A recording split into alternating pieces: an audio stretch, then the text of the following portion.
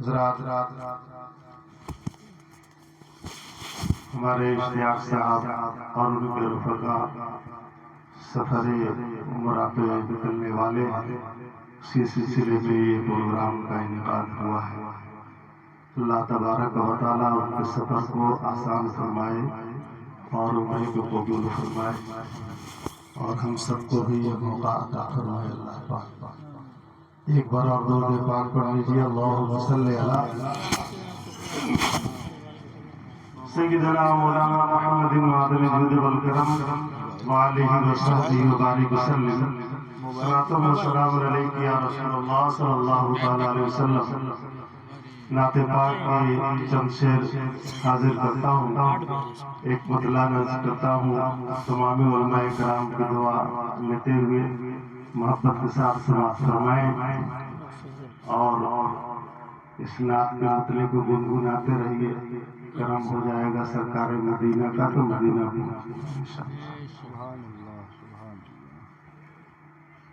طیبہ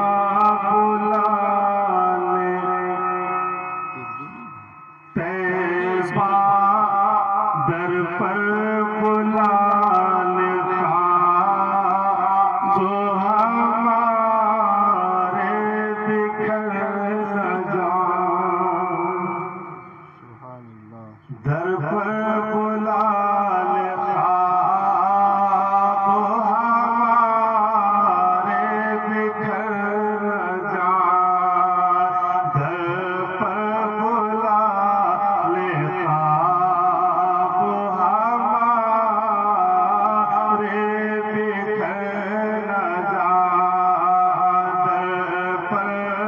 بلانے کا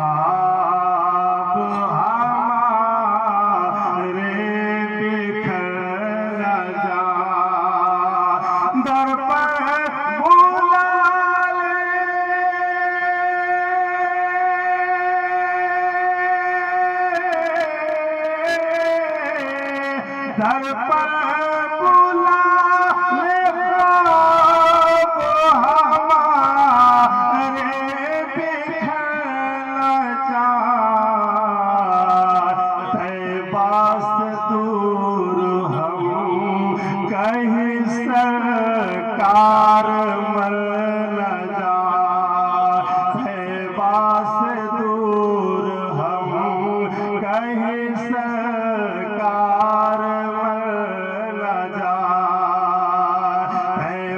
سے دور ہم کہیں سرکار مر نہ جائیں، وہ رحمتیں تمام نکل جائیں جس طرف، وہ رحمتیں تمام نکل جائیں جس طرف،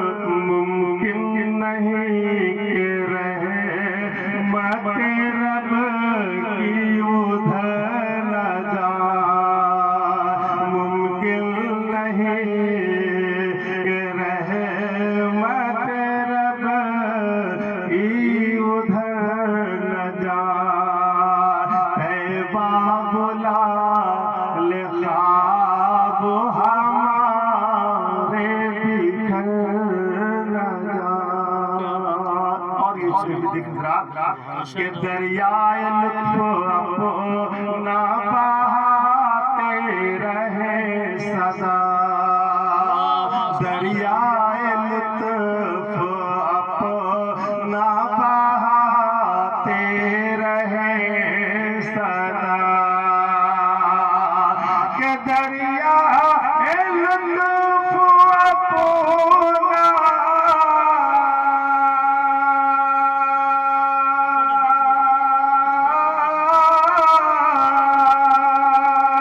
دریائے لطف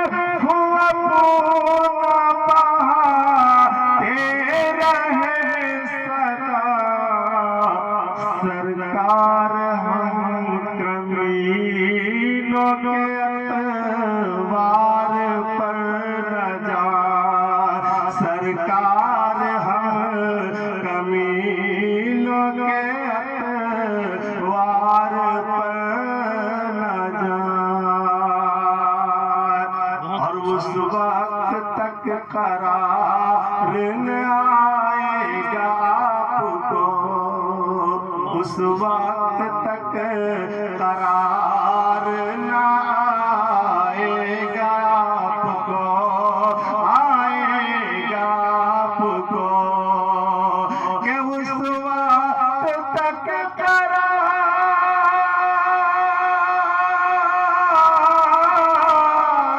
اس وقت تک قرار نہ آئے گا آپ کو، جب تک غلام آپ کے پل سے گزر نہ جائے، جب تک غلام آپ کے پل سے گزر نہ جائے، محشر میں جب حضور کی رحمت ہے دستگیر،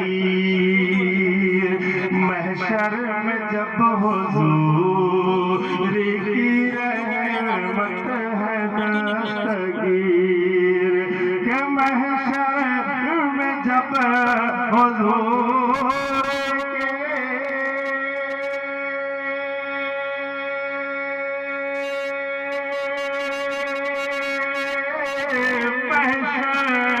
میں جب حضور کی رحمت ہے دستگیر، عشاق کیوں وہاں پہ بے خوف و خطر نہ جائے، عشاق کیوں وہاں پہ بے خوف و خطر نہ جائے۔ ایک شیخ کی اوزار دوبارہ فرمائے، واجب بھی کہہ دیئے سبحان اللہ سبحان اللہ۔ بارے میں ہم ہے سر پہ کرم کیجئے حضور، بارے میں ہم ہے سر پہ کرم کیجئے، کہیں بارے میں ہم ہے سر پہ کرم کیجئے، کہیں کہ بارے میں ہم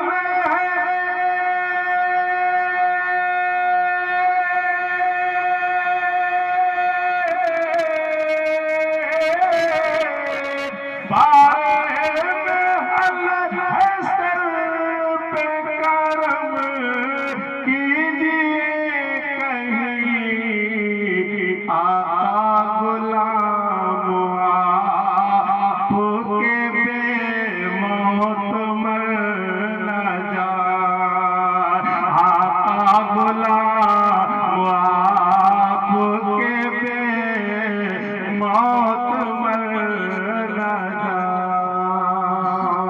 اور مقطع بھی بلندہ فرما لے کہ جوہر در کریم سے اٹھیے نہ جب تلک،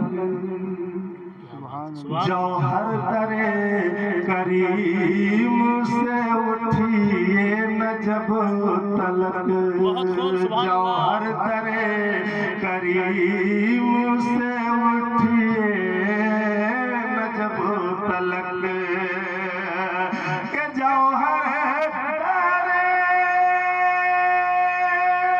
کریم سے اٹھیے نہ جب تلک، ان کی عطائیں آپ کا دامن بھر۔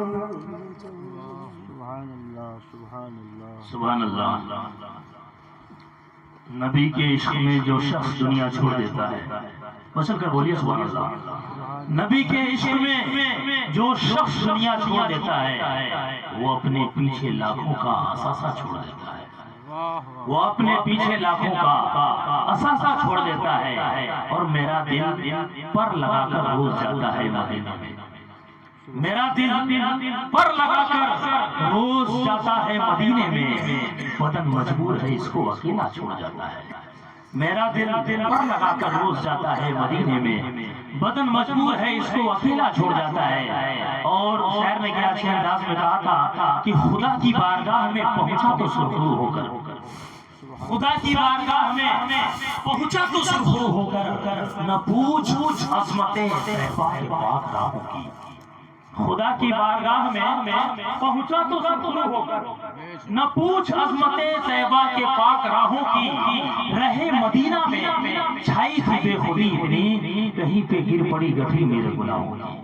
رہے مدینہ میں چھائی تھی بے خودی اتنی, کہیں پہ گر پڑی گٹھی میرے گناہوں کی. آئیے حضرات, ہم اور آپ جس گھڑی کا بڑی بے صبری کے ساتھ انتظار کر رہے ہیں وہ لمحہ بالکل قریب ہے, جن سے میری مراد اللہ مولانا مفتی محمود صاحب قبلہ استاذ العلماء حضرت کی بارگاہ میں چلتے ہیں. آئیے سبھی لوگ آگے سے پیچھے تک استقبالیہ نعرہ لگائیں. آپ حضرات میرا ساتھ دیں, اس نعرے کا جواب دیں. نعرہ تکبیر, نعرہ رسالت, مسلک اعلیٰ حضرت علماء اہل سنت, نعرہ تکبیر, نعرہ رسالت.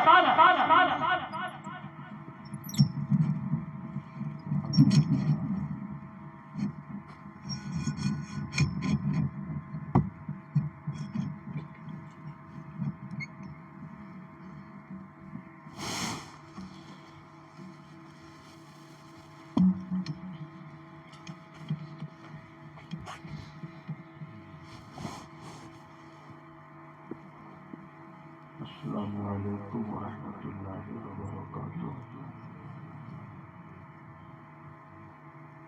الحمد للہ رب العالمین, والصلاة والسلام علی سید الانبیاء والمرسلین وعلی آلہ وصحبہ اجمعین. اما بعد, فأعوذ باللہ من الشیطان الرجیم. بسم اللہ الرحمن الرحیم. وَأَتِمُّوا الْحَجَّ وَالْعُمْرَةَ لِلَّهِ. آمنت باللہ صدق اللہ مولانا العظیم, وصدق رسولہ النبی الامین الکریم. شکر خدا کہ آج گھڑی اس سفر کی ہے جس پر نثار جان فلاح و ظفر کی ہے. اس کے طفیل حج بھی خدا نے کرا دیے, اصل مراد حاضری اس پاک در کی ہے. کیوں بادشاہ و خواب میں دیکھی کبھی وہ شے, جو آج جھولیوں میں گدایان در کی ہے. لبواں ہیں آنکھیں بند ہیں پھیلی ہیں چولیاں, لبواں ہیں آنکھیں بند ہیں پھیلی ہیں جھولیاں. کتنے مزے کی بھیک تیرے پاک در کی ہے. انتہائی احترام و عقیدت کے ساتھ اپنے آقا کے دربار گوہربار میں درود و سلام کی نظر پیش کیجیے. اللہم صلی علی سیدنا شفیعنا مولانا محمد سیدنا و مولانا محمد معدن الجود والکرم وعلی آلہ وصحبہ وبارک وسلم. صلاۃ و سلام علیک یا رسول اللہ. رفیقان گرامی, عالی جناب محمد اشتیاق احمد صاحب نے اپنے والدین کریمین کے سفر عمرہ کے موقع پر شکریہ کے طور پہ اس مجلس کا انعقاد کیا ہے. کل صبح کو ان کے والدین کئی احباب اور رفقا کے ساتھ مدینہ منورہ کے سفر پہ روانہ ہو رہے ہیں. دعا کر لیجیے اللہ رب العزت ان کے سفر کو آسان فرمائے آمین اور اپنی رحمتوں سے ان کے سفر کو قبول فرمائے. آمین مدینہ منورہ کی حاضری اور مکہ مکرمہ کی حاضری یہ کسی ایمان والے بندے کے لیے معراج زندگی سے کم نہیں ہے. بے شک جب اللہ پاک کا کسی بندے پر بہت خاص فضل ہوتا ہے تب اسے مدینہ شریف اور مکہ مکرمہ کی حاضری نصیب ہوتی ہے. اس لیے میں بہت مبارکباد پیش کرتا ہوں اشتیاق احمد صاحب کے والدین اور ان کے احباب کی خدمت میں کہ اللہ پاک نے ان کی زندگی میں یہ سنہرا موقع عطا فرمایا. انہی چند ایام کو اگر خیر سے گزار لیا جائے تو پچھلی زندگی کا حساب اللہ کے کرم سے درست ہو جاتا ہے.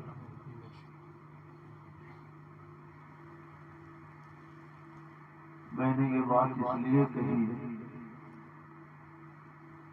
کیونکہ اگر ہم اور آپ گھر بند کر کے اس تمام احباب سے ملنا جلنا بند کر دیں اور رات دن نمازیں پڑھیں تب بھی شاید سال بھر میں 1000 رکعت ہو جائے تو بہت، مگر وہ سرزمین اتنی بابرکت سرزمین ہے کہ اگر کوئی بندہ مومن 5 منٹ میں 2 رکعت نماز پڑھتا ہے تو اللہ پاک اسے 2 لاکھ رکعتوں کا ثواب عطا فرماتا ہے. سبحان اللہ سبحان اللہ. ہم اور آپ اگر تمام دنیاوی معاملات سے کنارہ کش ہو جائیں، کاروبار، تجارت، شادی بیاہ اور دیگر تقریبات سے قطع تعلق کر کے بھی قرآن شریف پڑھیں تو سال بھر میں بھی شاید 25-50 ختم ہو جائے تو اللہ کا بہت بڑا کرم ہوگا. مگر اس دیار محبت میں اگر کوئی ایک پارہ قرآن پڑھتا ہے تو اللہ پاک اسے 1 لاکھ پارے کا ثواب عطا فرماتا ہے. سبحان اللہ سبحان اللہ سبحان اللہ. سبحان اس لیے اگر وہ 15 دن خیر سے گزار لیے جائیں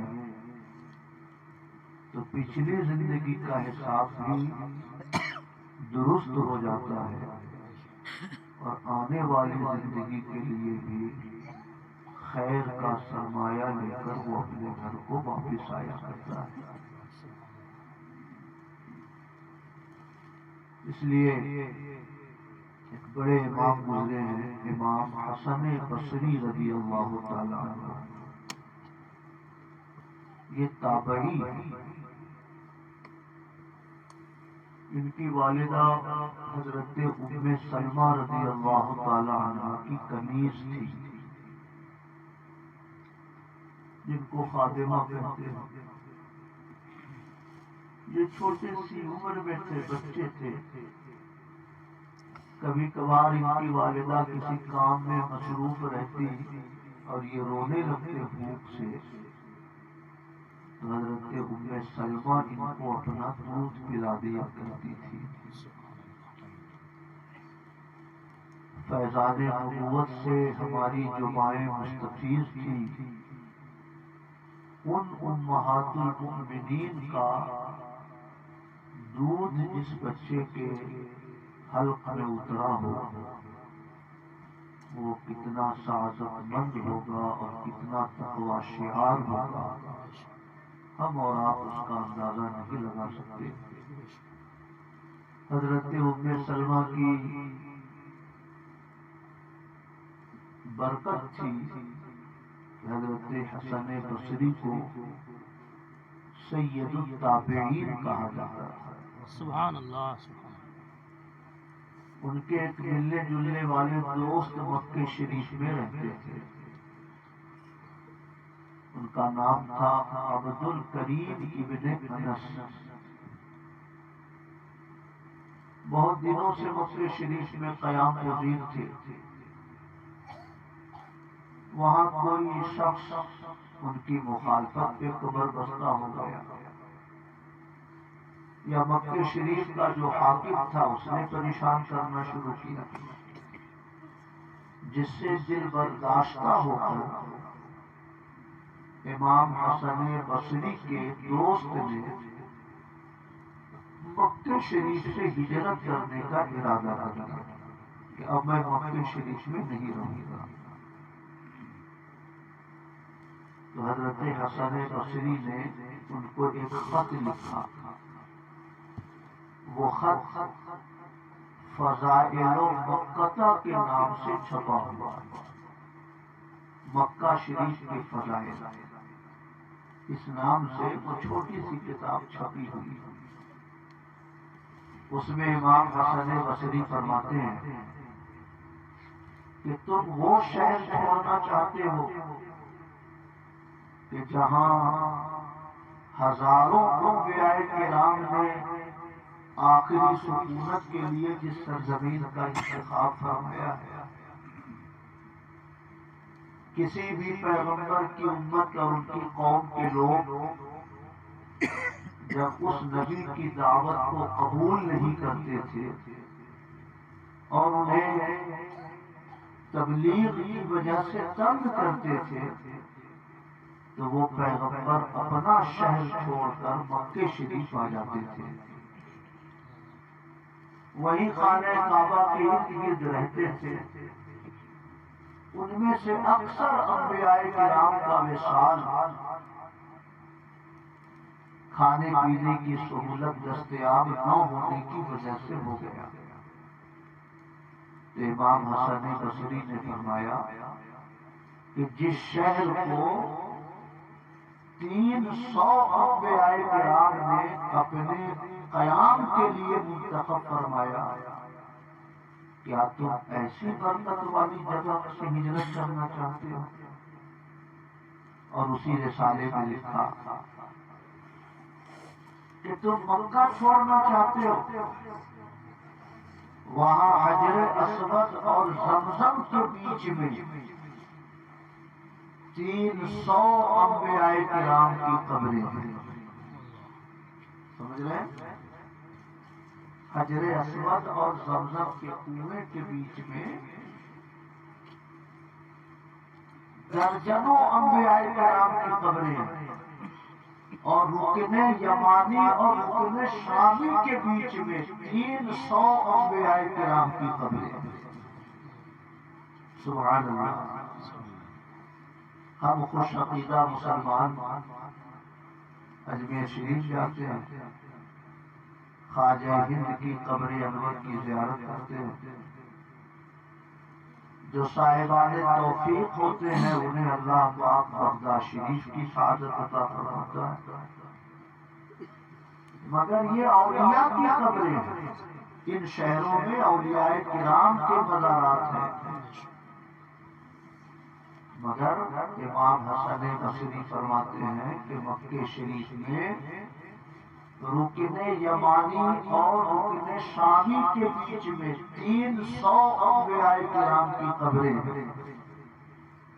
میزاب رحمت خانہ کعبہ کی چھت سے جو پانی گرتا ہے پرنالہ، اس کے نیچے حضرت اسماعیل علیہ السلام کی قبر ہے. سبحان اللہ. زمزم شریف اور حجر اسود کے بیچ میں کئی انبیاء کرام کا نام لکھا. مجھے ایسا یاد آتا ہے کہ حضرت صالح علیہ السلام کی قبر وہیں پر ہے، حضرت ہود علیہ السلام کی قبر وہیں پر ہے. تو میرے بھائیوں، ولیوں کی زیارت کے لیے ہم بغداد شریف اور اجمیر شریف جاتے ہیں اور ہمیں جانا بھی چاہیے، یہ ہمارے لیے سعادتوں کا سامان ہے۔ تو جس شہر میں 300 انبیاء کرام کی قبریں ہیں، جہاں 300 انبیاء کرام کے انوار و تجلیات کی بارش ہے، اور سب سے بڑھ کر یہ کہ جس گھر کو اللہ نے اپنا گھر ارشاد فرمایا ہے، بے شک سبحان وہ گھر جس مقام پر ہے، اگر اس سرزمین پر کسی کو حاضری کی توفیق ملتی ہے تو بلا شبہ وہ ہم سب لوگوں میں سب سے سعادت مند انسان ہے۔ سبحان اللہ۔ حضرت حسن بصری نے فرمایا، تم وہ شہر چھوڑنا چاہتے ہو کہ جہاں ایک بار تسبیح پڑھو تو 1,00,000 تسبیح کا ثواب ملتا ہے، ایک رکعت نماز پڑھو تو 1,00,000 رکعت کا ثواب ملتا ہے، جہاں تم ایک بار کوئی سورہ پڑھو تو 1,00,000 سورہ پڑھنے کا ثواب ملتا ہے۔ کیا آپ تھوڑی سی پریشانی کی وجہ سے وہ شہر چھوڑنا چاہتے ہو؟ فرمایا، جتنی بھی مشقتیں اٹھانی پڑے اٹھا لو، مگر شہر مکہ سے ہجرت کا ارادہ کبھی نہ بناؤ، کیونکہ وہ سرزمین ہے جہاں سینکڑوں انبیاء کرام نے اپنی سکونت کے لیے اس کا انتخاب فرمایا۔ سبحان اللہ۔ میرے بھائیو، ایک کتاب ہے سعادت الدارین فی الصلاۃ علی سید الکونین، اس میں ذکر ہے اس بات کا، یا شیخ عبدالعزیز دباغ رحمۃ اللہ علیہ کے الابریز میں ذکر ہے۔ وہ فرماتے ہیں کہ میں جب بھی خانہ کعبہ کی طرف نظر اٹھاتا تھا تو کہیں حضرت ابراہیم علیہ السلام اپنے صحابہ کے ساتھ بیٹھے ہوئے نظر آتے تھے، سبحان اللہ۔ کہیں حضرت عیسیٰ علیہ السلام بیٹھے ہوئے نظر آتے تھے، اور میں جب مقام مستجاب کو دیکھتا تھا تو حضرت جبریل امین کو دیکھتا تھا سبحان اللہ۔ کہ وہ خانہ کعبہ کا غلاف پکڑے ہوئے دعائیں کر رہے ہیں، یا واجدو یا ماجدو لا تزل عنی نعمت انعمتها علی، اے میرے پروردگار جو نعمت تو نے مجھے دی ہے وہ نعمت میرے ہاتھوں سے چھین نہ لینا، وہ نعمت میرے ہاتھوں میں ہمیشہ باقی رہنے دینا۔ سبحان اللہ۔ میرے بھائیو، جہاں 300 انبیاء کرام کی قبریں ہیں، جہاں حضرت ابراہیم، حضرت عیسیٰ، حضرت موسیٰ جلوہ فرما ہے، جہاں جس گھر کو اللہ نے اپنا گھر ارشاد فرمایا، جہاں 70,000 فرشتے حاجیوں کی دعاؤں پر آمین کہنے کے لیے اللہ کی طرف سے مقرر ہیں، اگر اس سرزمین پر گھنٹہ 2 گھنٹہ بھی گزارنے کا موقع کسی کو مل جائے تو یہ اس کے لیے معراج زندگی ہے، یہ اس کے وقت کی، اس کے لیے وقت کی بلندی ہے، یہ اس کے لیے سرمایہ سعادت ہے کہ جس سرزمین پر ہمارے پیغمبر کے شب و روز گزرے، ایک گنہگار انسان اسی شب و روز میں جا کر اپنی پیشانی اللہ کی بارگاہ میں خم کرتا ہے۔ درود شریف پڑھیں، اللہم صلی علی سیدنا شفیعنا مولانا محمد سیدنا و مولانا محمد معدن الجود والکرم وعلی آلہ وصحبہ وبارک وسلم صلاۃ و سلام علیک یا رسول اللہ۔ میں یہ عرض کرنا چاہتا ہوں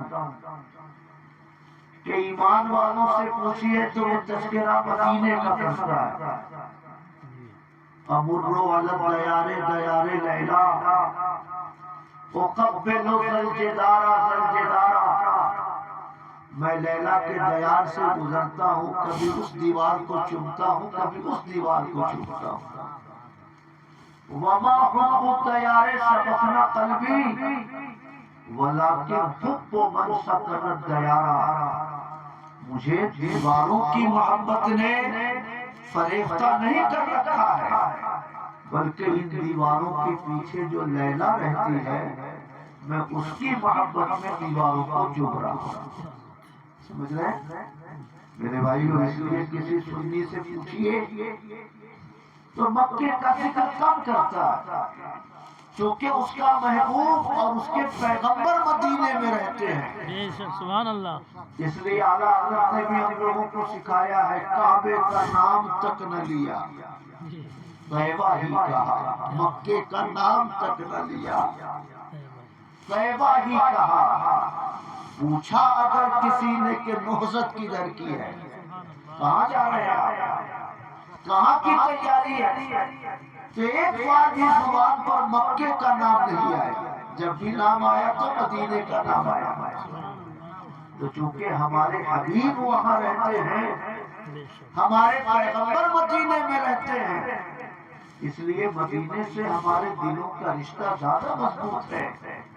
مگر یہ نہ سمجھیے کہ مکہ شریف کوئی کم عظمت والی جگہ ہے، اس دھوکے میں نہ رہیے گا۔ یہ وہ سرزمین ہے جس کے بارے میں ہمارے پیغمبر فرماتے تھے، اے مکہ، اگر تمہارے لوگوں نے مجھے یہاں سے ہجرت کرنے پر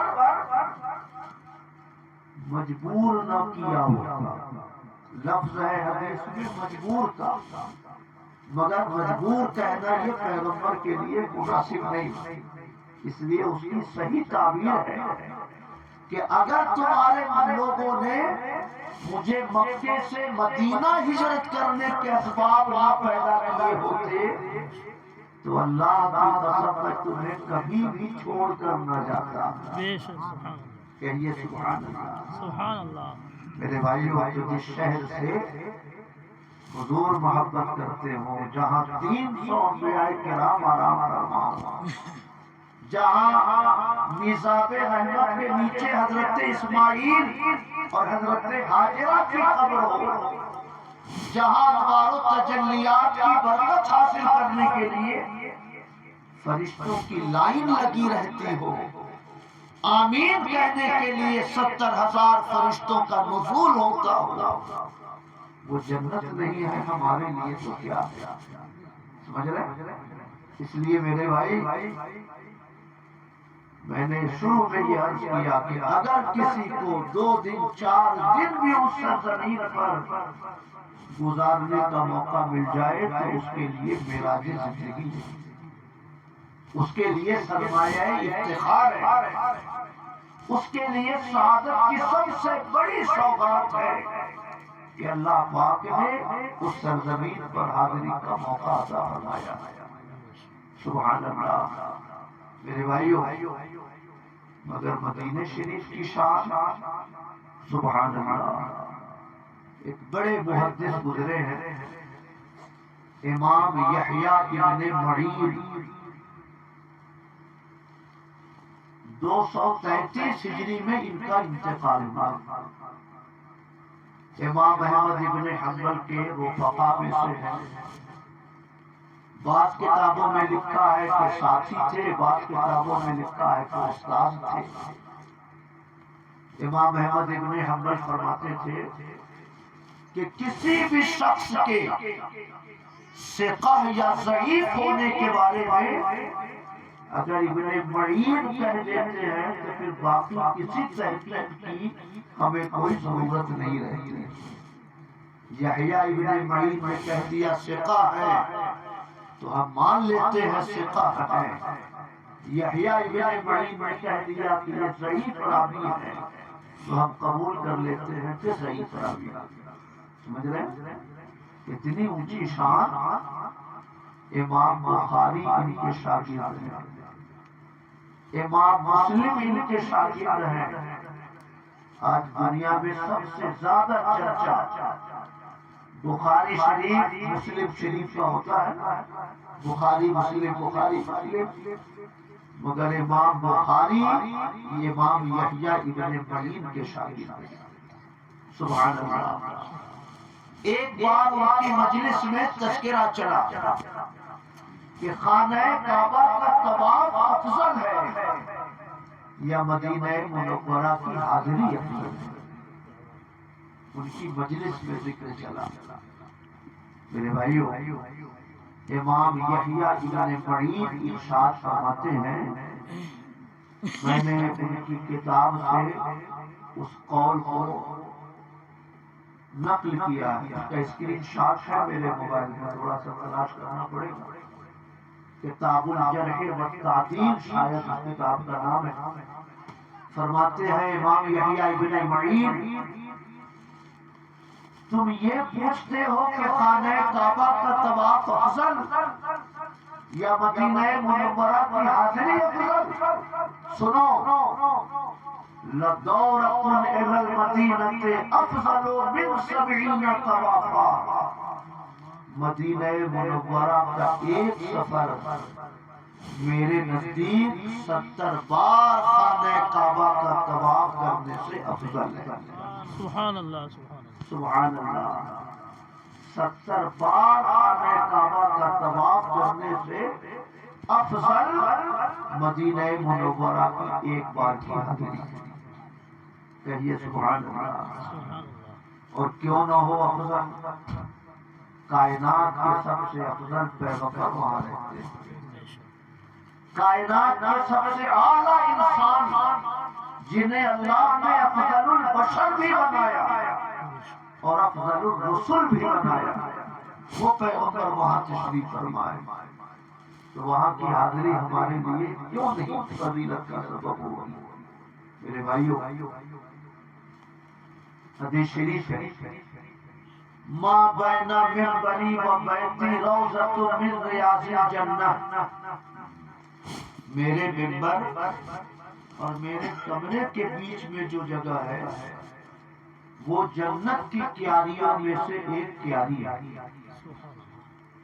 یہ منبر شریف، بائیں طرف گنبد خضرا، جہاں پہ گنبد خضرا ہے وہیں پہ ازواج مطہرات کے کمرے تھے۔ پہلا کمرہ حضرت عائشہ کا، اسی کمرے میں پیغمبر کا وصال ہوا، اور پیغمبر کی یہ خصوصیت ہے کہ جہاں پیغمبر کا وصال ہوتا ہے وہیں پیغمبر کی قبر شریف بنتی ہے۔ اس لیے حضرت حجرہ عائشہ میں میرے پیغمبر کی قبر شریف بنائی گئی۔ وہاں سے نکلتے منبر پہ آ کے حضور نماز پڑھاتے، لوگوں کو مسائل سکھاتے، لوگوں کے خواب کی تعبیر بتاتے، کہیں جنگ میں جانا ہوتا مسلمانوں کو تو فوج کی تیاری کرتے، فارغ ہوتے پھر اپنے کمرے میں تشریف لے جاتے۔ تو ملا علی قاری نے مرقات المفاتیح میں اس حدیث کی تشریح کرتے ہوئے لکھا کہ آخر میرے آقا نے منبر اور کمرے کے بیچ کی جگہ کو جنت کیوں کہا؟ تو فرمایا کہ اس کی وجہ یہ ہو سکتی ہے کہ چونکہ میرے پیغمبر کی آمد و رفت سب سے زیادہ اسی حصے میں ہوتی تھی، بے شک سبحان اللہ، پیغمبر کا نشان قدم سب سے زیادہ اسی ایریے میں پڑتا تھا، اس لیے اللہ پاک نے اس جگہ کو یہ فضیلت بخشی کہ جب قیامت قائم ہوگی تو اللہ پاک اس حصے کو جنت میں شامل فرمائے گا۔ سبحان اللہ، سبحان اللہ۔ میرے بھائیو، جہاں پیغمبر کا نشان قدم ہو وہ جنت ہے، تو جہاں پیغمبر کا نفس نفیس جلوہ فرما ہو وہ جنت سے افضل کیوں نہیں؟ کہیے سبحان اللہ۔ سمجھ لیں میری بات؟ جہاں پیروں کا نشان ہے وہ جنت ہے، تو جہاں پیغمبر کا جسم شریف ہے وہ جنت کیوں نہیں؟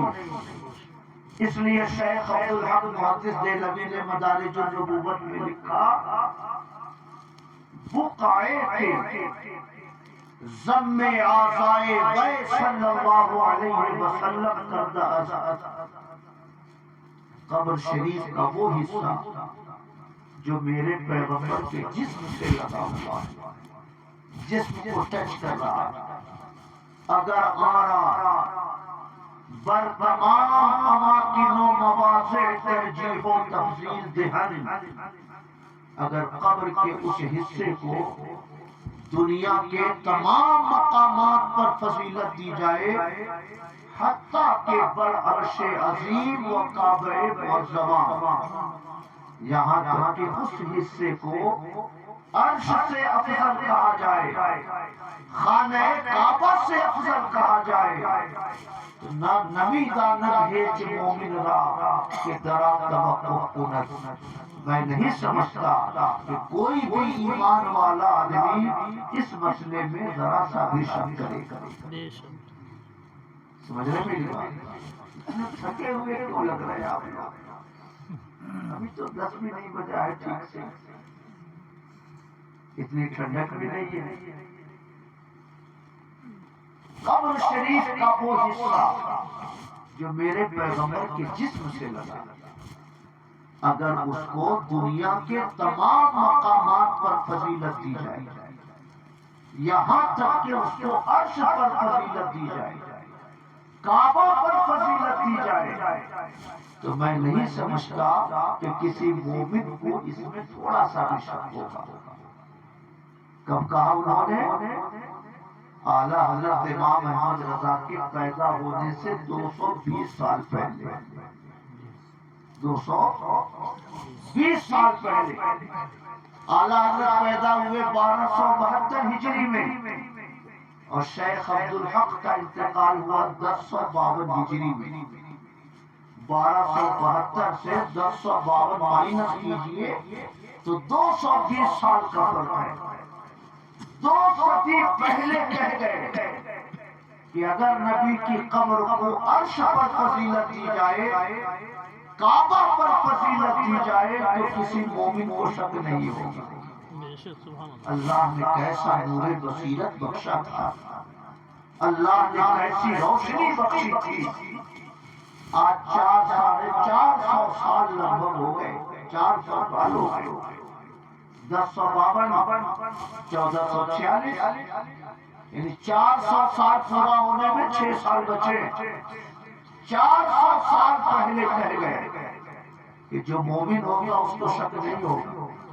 الحمدللہ ثم الحمدللہ، جو مومن ہیں انہیں کل بھی شک نہیں تھا، آج بھی شک نہیں، بے شک آج بھی وہ یہی کہتے ہیں، حاجی آؤ شہنشاہ واہ شہنشاہ کا روضہ دیکھو، سبحان اللہ، اور کعبہ کو دیکھ چکے، کعبے کا کعبہ دیکھو۔ بے شک سبحان اللہ۔ سمجھ رہے؟ ایمان والے آج بھی یہی کہتے ہیں معراج کا سما ہے، کہاں پہنچے زائرین؟ معراج کا سما ہے، کہاں پہنچے زائرین؟ کرسی سے اونچی کرسی اسی پاک دل کی۔ کیا بات ہے، سبحان اللہ۔ سبحان اللہ۔ کرسی سے اونچی کرسی، عرش و کرسی بولتے ہیں، کرسی سے اونچی کرسی اسی پاک دل کی۔ سبحان اللہ۔ اس لیے میرے بھائیو، اعلیٰ حضرت کی شاعری پڑھیے تو آدمی کا ایمان تازہ ہوتا ہے۔ شارح بخاری مفتی شریف الحق صاحب علیہ رحمہ نے لکھا ہے، صدر الشریعہ نمبر میں ان کا 40-45 صفحے کا مضمون ہے۔ اس میں لکھا ہے کہ جب حج کے لیے جانے لگے تو میں صبح و شام ان کو ہدایت بخشش ہی پڑھتا ہوا دیکھتا، شکر خدا کہ آج گھڑی اس سفر کی ہے جس پر نثار جان فلاح و ظفر کی ہے۔ پڑھتے جاتے تھے، روتے جاتے تھے، پڑھتے جاتے تھے، روتے جاتے تھے۔ طبیعت خراب تھی، لوگوں نے کہا حضور بعد میں سفر کر لیجئے گا۔ فرمایا مجھے مر جانا منظور ہے، مگر مدینے کا سفر ٹل جائے یہ نہیں ہو سکتا۔ کہیے سبحان اللہ۔ تو اعلیٰ حضرت نے کیسا ادب سکھلایا۔ جب کوئی آدمی مدینہ شریف حاضر ہونے کے بعد مکہ شریف پہنچتا ہے تو کئی دنوں تک تو جی ہی نہیں لگتا مکہ شریف، سمجھ رہے ہیں؟ کئی دنوں تک طبیعت ہی نہیں لگتی۔ اس کی وجہ یہ ہے کہ مدینہ شریف کی فضاؤں میں سکون بہت ہے، کہیں شور نہیں، کوئی ہنگامہ نہیں، کہیں کوئی مائک نہیں، کہیں کوئی گانے کی ریکارڈنگ نہیں، ہر طرف سکون ہی سکون ہے۔ مسجد نبوی شریف چاروں جانب سے پیک ہے، پوری مسجد ایئر کنڈیشن، ایک کپڑا پہن کر آپ ایک ہفتہ مدینہ شریف میں رہ سکتے ہیں، سمجھ رہے ہیں؟ دو چار چھ کپڑا لے جانے والے وہ غلط طور سے وہ بوجھ ڈھوتے ہیں، ڈھو کے لے جاتے ہیں، ڈھو کے لے آتے ہیں، 2-3 کپڑا کافی ہے۔ 6 گھنٹے 8 گھنٹے بھی بیٹھ جائیے مدینہ شریف میں تو نہ پسینہ چلتا ہے، نہ اکتاہٹ ہوتی ہے، نہ کوئی شور، نہ کوئی شرابہ، بس یہ تصور رہتا ہے کہ حضور کے قدموں میں بیٹھا ہوں، حضور کو اپنا درد غم سنا رہا ہے نا۔ اور وہاں جب آدمی حاضر ہوتا ہے مکہ شریف تو وہاں اوپن ایریا، بیچوں بیچ خانہ کعبہ، چاروں طرف سے مسجد حرام، بیچ کا جو حصہ ہے وہ کھلا ہوا۔ گرمی اتنی کہ مئی جون میں جو ٹمپریچر یہاں رہتا ہے وہاں نومبر دسمبر میں وہ ٹمپریچر 46-47 ڈگری ٹمپریچر۔ ساتھ ہی ساتھ تعمیر کا کام ہمیشہ چلتا رہتا ہے، ادھر جیسے بھی چل رہی ہے تو ادھر توڑنے کی آواز آ رہی ہے۔ تو مدینہ شریف سے ہو کر مکہ شریف جائیے تو کئی دنوں تک طبیعت ہی نہیں لگتی، سمجھ رہے ہیں؟ جو کھاٹی وہابی ہوتے ہیں، کھاٹی وہابی، وہ بھی یہ کہتے ہوئے سنے جاتے ہیں کہ میاں مدینے کی بات ہی الگ ہے، جی جی میاں مدینے کی بات ہی الگ ہے، وہ بھی یہ کہنے پہ مجبور ہوتے ہیں۔ خیر، اعلیٰ حضرت نے کتنی شاندار ترجمانی فرمائی، اس شاخ روضہ سجدے میں سوئے حرم جھکے، اس شاخ روضہ سجدے میں سوئے حرم جھکے، مگر اللہ جانتا ہے کہ نیت کی ہے۔ سبحان اللہ، سبحان اللہ، سبحان اللہ، سبحان اللہ۔ بالکل اپوزٹ سائڈ ہے۔ یہ خانہ کعبہ ہے، یہاں سے جانب شمال مدینہ شریف ہے، یہاں سے جانب اتر طرف مدینہ شریف، اور مدینہ شریف کے لوگ جب دکن کی طرف رخ کریں گے تب ان کا قبلہ ہوتا ہے۔ تو بالکل یہی کیفیت رہتی ہے، سر جھکا رہتا ہے کعبہ کے سامنے مگر دل جھکا رہتا ہے مدینہ منورہ کی طرف۔ اس شاخ روضہ سجدے میں سوئے حرم جھکے، اللہ جانتا ہے کہ نیت کی ہے۔ سبحان اللہ۔ اور حتیم ہے خانہ کعبہ کا حصہ۔ حضور کے زمانے میں خانہ کعبہ وہاں تک تھا، مگر قریش کے زمانے میں جب تعمیر ہونے لگی خانہ کعبہ کی تو وسائل کی کمی کی وجہ سے تھوڑا سا پہلے سے ہی دیوار کھڑی کر دی۔ حضور فرماتے تھے کہ اے عائشہ، اگر تمہاری قوم کے لوگ نو مسلم نہ ہوتے، حدیث الاسلام نہ ہوتے، تو میں خانہ کعبہ کی دیوار شہید کر کے پرانی بنیاد پہ میں دوبارہ تعمیر کرتا، مگر نئے نئے لوگ ہیں، کہیں ان کے عقیدے میں کچھ شکوک و شبہات نہ پیدا ہو، اس لیے حضور نے اسی چھوڑ دیا۔ مگر جو خانہ کعبہ کا بچا ہوا حصہ تھا وہ ایسے دیوار سے گھیر دیا گیا، اسی کو حتیم کہتے ہیں، وہ خانہ کعبہ کا ہی حصہ ہے۔ اگر کوئی اس میں نماز پڑھے تو گویا اس نے خانہ کعبہ میں نماز پڑھی، اسی میں وہ پرنالا ہے جس کے نیچے حضرت اسماعیل کی قبر ہے، اور لوگوں نے لکھا ہے بزرگوں نے کہ اگر وہیں پر خانہ کعبہ کی دیوار پر لکھ دیا جائے ان الذی فرض علیک القرآن لرادک الی معاد او کما قال اللہ، کہ یہ آیت اگر انگلی سے لکھ دی جائے خانہ کعبہ پر اور اس کے نیچے نام اور والد کا نام، تو اس شخص کی دوبارہ حاضری ضرور ہوگی. سمجھ رہے؟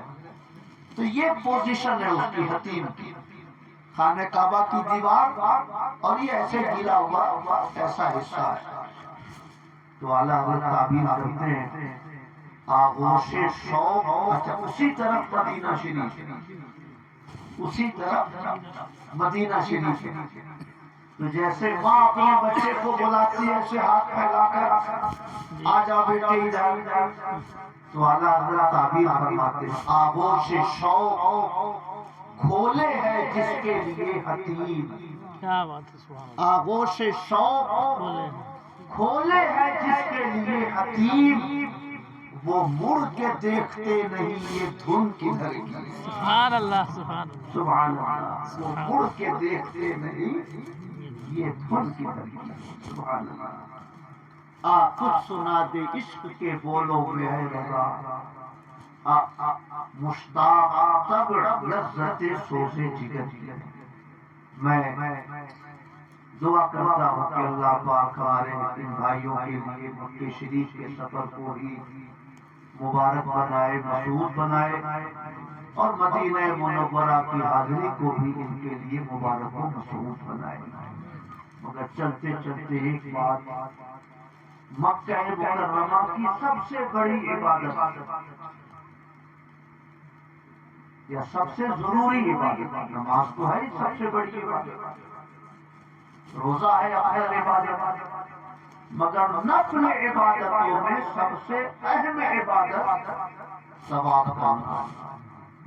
سمجھ رہے ہیں؟ علماء فرماتے ہیں کہ قرآن شریف کی تلاوت تو ہم یہاں کے بھی کر سکتے ہیں، درود شریف کی ہم یہاں کے بھی پڑھ سکتے ہیں، مگر ثواب تو وہاں کے علاوہ ہوگا نہیں.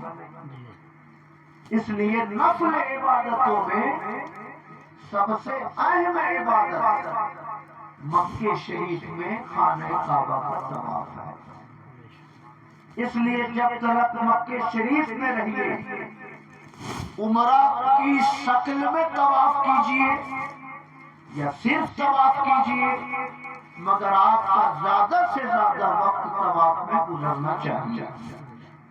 سمجھ رہے ہیں؟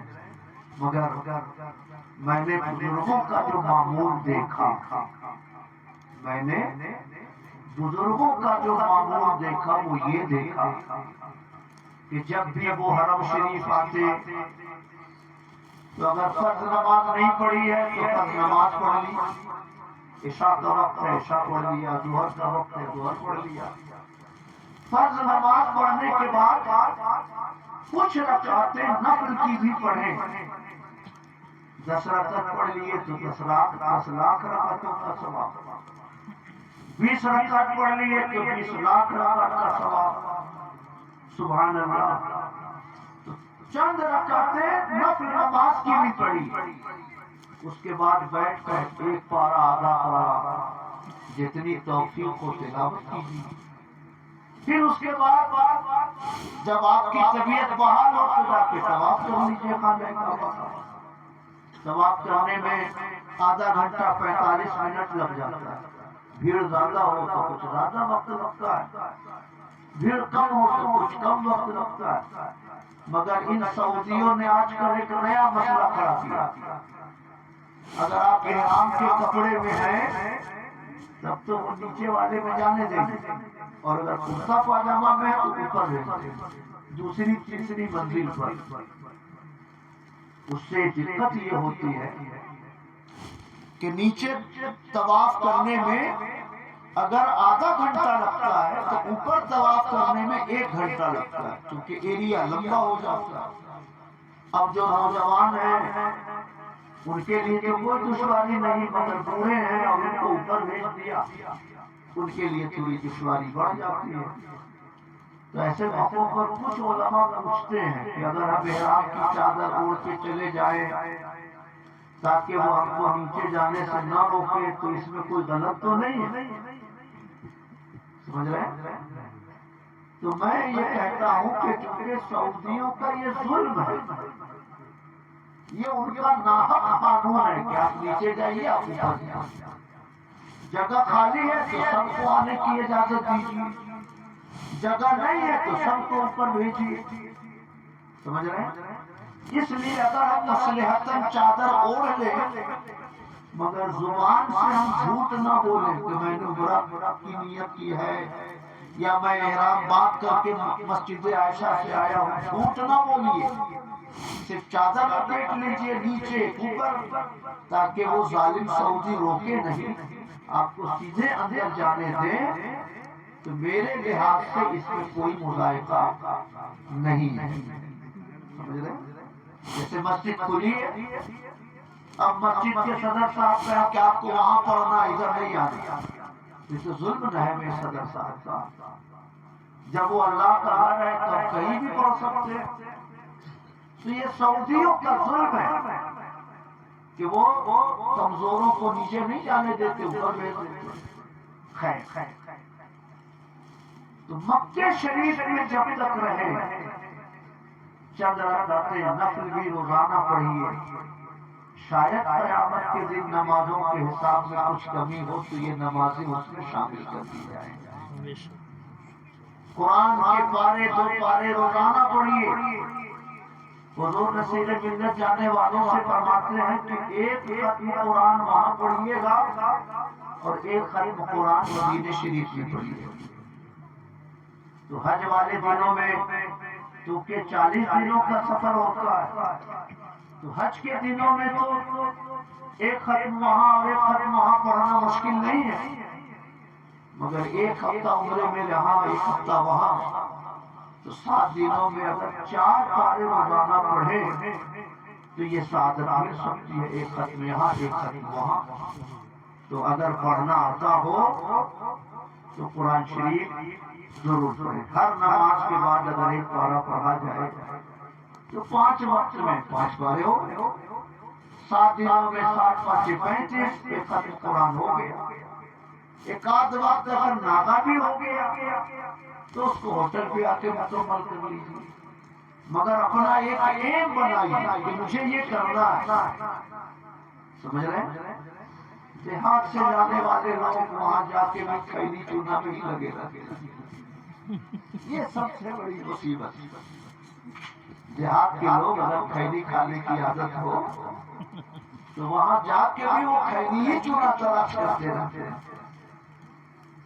میرے بھائیو، خیری چونا کے لیے تو پوری زندگی پڑی،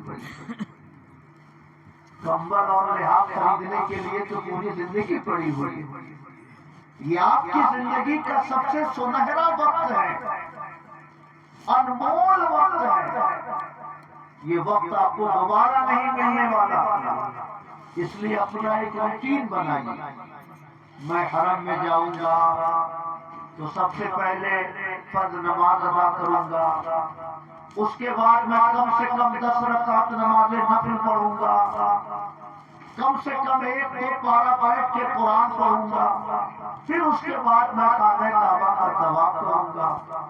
اگر طبیعت حساس رہی تو 1-2 گھنٹہ اور وہیں گزاروں گا، اگر طبیعت میں کچھ تھکان محسوس ہوئی ہوٹل چلاؤں گا، مگر ایک روٹین بنانا چاہیے۔ اور دراصل حج کے لیے جو 40 دنوں کی مدت ہے، بزرگان دین جو چلا کراتے ہیں وہ 40 دنوں کا۔ اللہ تعالیٰ نے حضرت موسیٰ کو کوہ طور پہ رہنے کا حکم دیا 40 دنوں کا۔ کیوں؟ اس لیے کہ 40 دنوں میں انسان کے حالات بدل جاتے ہیں۔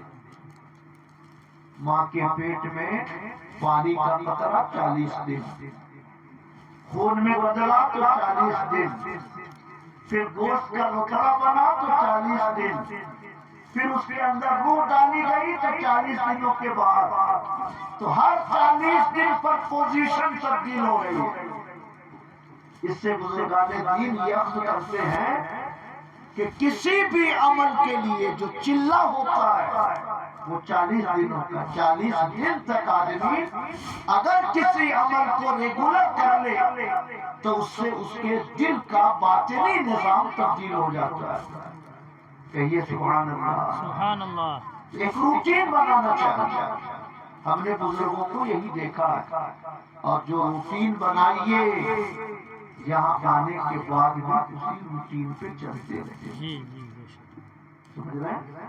اسی روٹین پہ چلتے رہیے، تب جا کر وہ آپ کے لیے روحانی برکتوں کا سبب بن جائے گا. بے شک. رہ گیا مدینہ شریف، تو مدینہ شریف میں سب سے نفل اعمال میں سب سے افضل عمل حضور پر درود بھیجنا. بے شک. سبحان. 6000 کلومیٹر سے بھیجتے ہیں اور اب قدموں میں آ گئے ہیں تو ہم کو تو اور زیادہ بھیجنا چاہیے. سمجھ رہے ہیں؟ اور زیادہ پڑھنا چاہیے اور شوق سے درود بھیجنا چاہیے. کیوں بھیجنا چاہیے؟ اس لیے بھیجنا چاہیے کہ ایمان ان سے ملا، قرآن ان سے ملا، شریعت ان سے ملی، زندگی ان کے صدقے میں ملی، ایمان ان کے صدقے میں ملا. تو دنیا اور آخرت کی ساری نعمتیں جن کے صدقے میں ملی، آج ہم ان کے دروازے کرم پہ حاضر ہیں. تو ہمیں تو زیادہ سے زیادہ شکریہ ان کا ادا کرنا چاہیے اور چلتے پھرتے اٹھتے بیٹھتے درود پڑھنا چاہیے. اللہم صلی علی سیدنا و مولانا محمد. اے میرے مولا میرے پیغمبر پر اپنی رحمتیں برسا دے. سمجھ رہے؟ کہیے سبحان اللہ. سبحان اللہ. درود کی شان یہ ہے، بزرگان دین فرماتے ہیں کہ ہر انسان کا باطن بڑا تاریک ہوتا ہے، اللہ کی شان بہت ہی بلند و بالا اور انسان گناہوں کا مبتلا. تو خالق اور مخلوق کے درمیان دوری بہت ہے. دوری کا مطلب وہ اعلیٰ سے اعلیٰ ہے اور ہم اسفل سے اسفل ہیں. تو خالق اور مخلوق کے درمیان کوئی ایسا واسطہ چاہیے جو اس گنہگار مخلوق کو خالق کی بارگاہ کے قریب کر سکے. اور وہ راستہ کون ہے؟ وہ مدینے کے تاجدار ہیں. بے شک. سبحان اللہ. کہیے سبحان اللہ. سبحان اللہ. اس لیے روحانی اعمال کا سفر استغفار سے شروع ہوتا. کسی نے کسی بزرگ سے پوچھا حضور تسبیح پڑھنا افضل ہے یا استغفار پڑھنا افضل ہے؟ تو فرمایا کپڑا گندا ہو تو صابن کی ضرورت پہلے ہے. کپڑا گندا ہو تو صابن کی ضرورت پہلے ہے تاکہ صفائی ہو جائے. اس لیے روحانی اعمال کا پہلا زینہ استغفار ہے تاکہ آدمی گناہوں کی گندگی سے دور ہو. اور استغفار کے بعد جو دوسرا زینہ ہے وہ نبی پر درود کا ہے تاکہ ہم خالق اور مخلوق کے درمیان جو واسطہ کبرا ہے ان کے قدموں سے قریب ہو جائیں گے تو وہ ہمیں بارگاہ الہی قریب کر دیں گے. کہیے سبحان اللہ اور محبت سے کہیے سبحان اللہ. اس لیے کسی مرید نے کہا حضور مجھے کیسے پتا چلے کہ میں بدبخت ہوں کہ نیک بخت ہوں؟ تو فرمایا کہ درود پڑھتے ہو کہ نہیں؟ تو کہا حضور پڑھتا ہوں. کہا تم نیک بخت ہو. سبحان اللہ. کہا حضور آپ نے یہ کہاں سے استدلال کیا؟ تو فرمایا اللہ پاک نمازیں نہیں پڑھتا. سب اللہ کی عبادت کرتے ہیں، اللہ پاک کس کی عبادت کرے؟ اللہ نمازیں نہیں پڑھتا، اللہ پاک روزہ نہیں رکھتا، اللہ پاک حج نہیں کرتا. یہ ساری عبادت کس کے لیے ہے؟ وہ کس کے لیے روزہ رکھے گا؟ اللہ حج نہیں کرتا، اللہ زکات نہیں دیتا، مگر ایک کام اسے بہت پسند ہے، وہ اپنے نبی پر درود بھیجتا ہے، سبحان اللہ، وہ اپنے نبی پر رحمتیں برساتا ہے، سبحان اللہ، وہ اپنے نبی کی شان بلند کرتا ہے۔ ان اللہ و ملائکتہ یصلون علی النبی، اللہ اپنے نبی پر درود بھیجتا ہے، اور کسی بدبخت کو وہ اس کام میں شریک نہیں کر سکتا ہے۔ کیا بات ہے، سبحان اللہ، سبحان بہت اللہ، قیمتی بات جی ہے۔ بے شک حق ہے، یہاں جو کام اللہ پاک کرتا ہو، ہمارا درود الگ ہے، اللہ پاک کا درود الگ ہے۔ ہمارے درود کا مطلب یہ، یا اللہ میرے نبی پہ رحمت برسا دے، اور اللہ کے درود کا مطلب یہ ہے کہ اللہ پاک پر رحمت برساتا ہے۔ تو ہمارا درود الگ ہے، اللہ کا درود الگ ہے، مگر لفظی طور سے اتنا تو ہم کہہ سکتے ہیں کہ قرآن میں آیا ان اللہ و ملائکتہ یصلون، اللہ اور اس کے فرشتے نبی پر درود بھیجتے ہیں۔ بے شک، تو جو کام اللہ پاک کرتا ہو، اس کام میں وہ کسی بدبخت کو شریک نہیں کر سکتا ہے۔ اپنے پسندیدہ کام میں وہ اسی بندے کو توفیق دے گا جس بندے کو اس نے سعادت مند بنایا۔ سبحان اللہ، سبحان اللہ، کہیے سبحان اللہ۔ سبحان اللہ، اس لیے میرے بھائیو درود پڑھیے تاکہ روح سے کثافتیں مٹے، درود پڑھیے تاکہ خالق و مخلوق کے درمیان جو وسیلہ کبریٰ ہے پیغمبر، ان سے ہمارے دل کا رشتہ مضبوط ہو۔ درود پڑھیے تاکہ سعادت مندوں میں آپ کا نام شامل ہو۔ درود پڑھیے کیونکہ ہر عمل رد ہوتا ہے، مگر اللہ کو درود اتنا پسند ہے کہ درود کو وہ کبھی رد نہیں فرماتا۔ بے شک، سبحان اللہ، کہیے سبحان اللہ۔ ہر ایک عمل سے ہے بہتر عمل درود، درود و سلام کہ ٹال دیتا ہے ہر ایک بلا، درود و سلام۔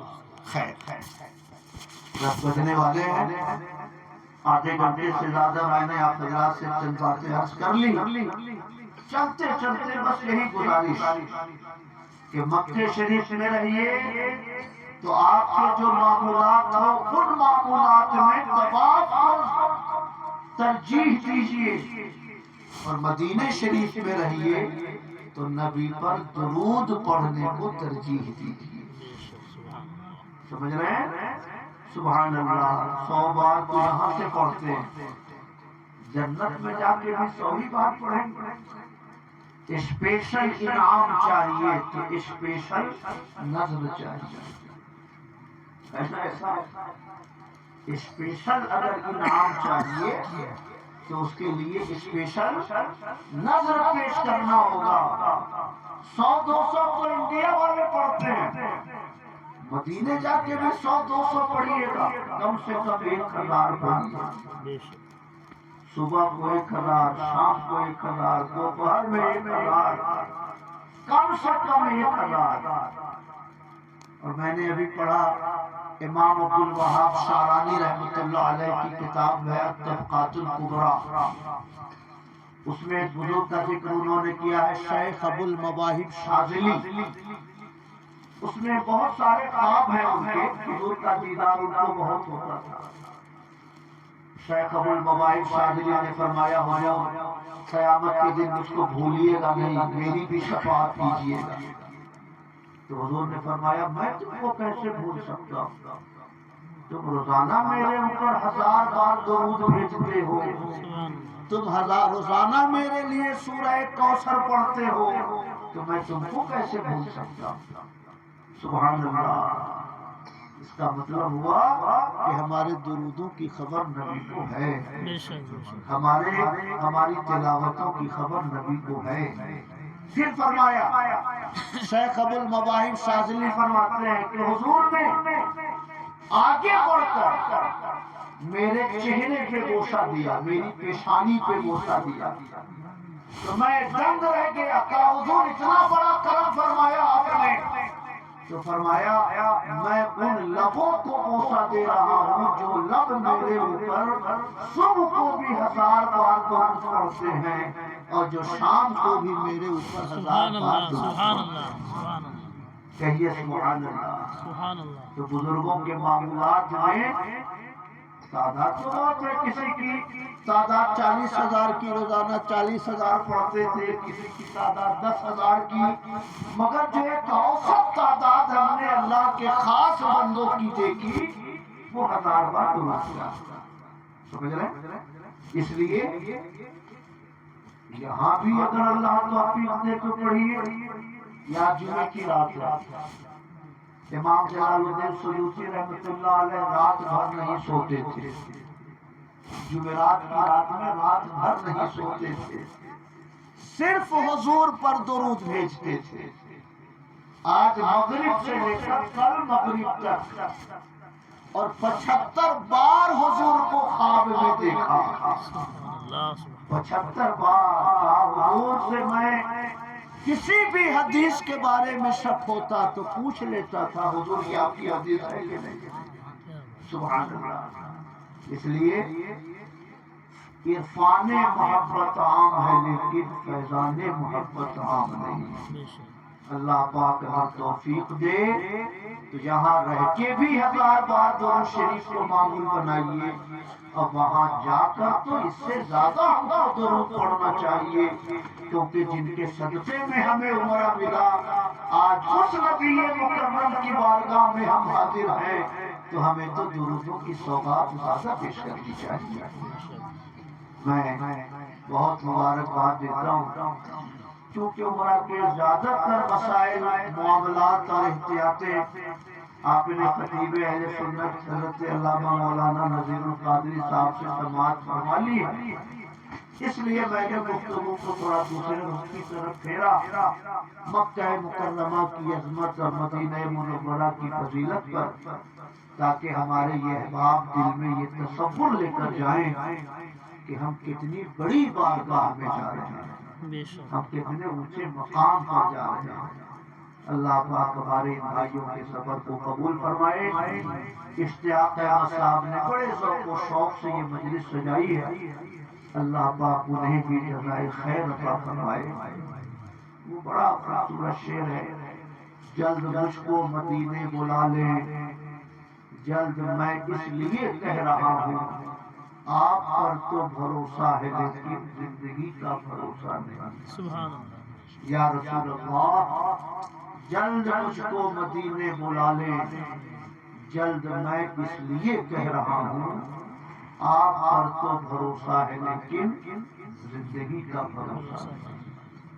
اللہ پاک ہم سب کو اس دیار ناز کی حاضری نصیب فرمائے، مدینے جائیں پھر آئیں، مدینہ پھر جائیں، تمام عمر اسی میں تمام ہو جائے، دکھا دے یا الہی وہ مدینہ، کیسی بستی ہے جہاں پہ رات دن مولا تیری رحمت برستی ہے۔ اور وہ شعر بھی بڑا دل کو چھوتا ہے، وطن میں رہ کے بھی اپنا ہی گھر اچھا نہیں لگتا، اور دوسرا مصرع، تلاش رزق کی مجبوریاں ہیں سامنے ورنہ مدینے کے سوا کوئی سفر اچھا نہیں لگتا۔ وما علینا الا البلاغ۔ کھڑے ہو کے صلاۃ والسلام پیش کیے۔